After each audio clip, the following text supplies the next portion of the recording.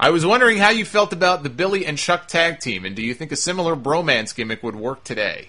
Well, we have the Bromans in TNA, if you want to check them out.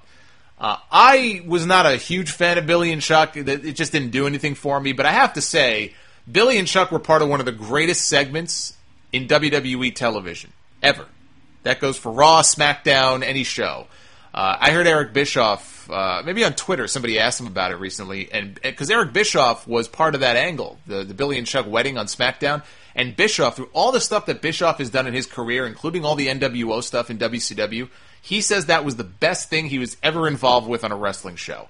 That was so awesome, the way they pulled that off. If you've never seen it, it was back in like 2003, and Billy and Chuck were getting married. They were managed by Rico, and they were supposed to be, they were supposed to be this gay tag team, and they were going to get married. And it was going to be a situation where they wouldn't actually go through with it. It was all going to be just for show. And Bischoff was dressed up in prosthetics as this old guy, as the reverend or the minister or whatever you call it.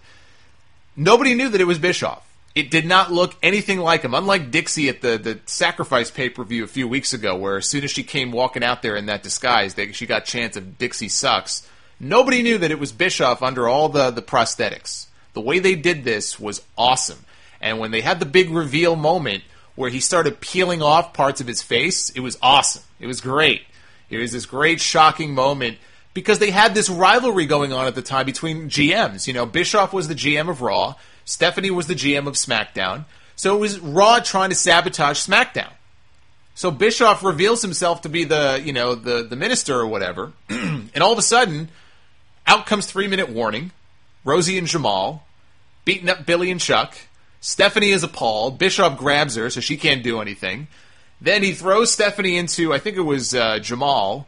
He gives her a Samoan drop. It's just complete chaos. Out come all the SmackDown guys from the locker room, Kurt Angle and everybody else, to chase the Raw guys and Bischoff through the crowd. They really did a good job of building up a rivalry between the two brands back when they actually did a brand split the correct way, or as close to doing it the correct way as they ever did it. But that whole angle was awesome. I love that. The Billy and Chuck team, not so much. But the angle was great.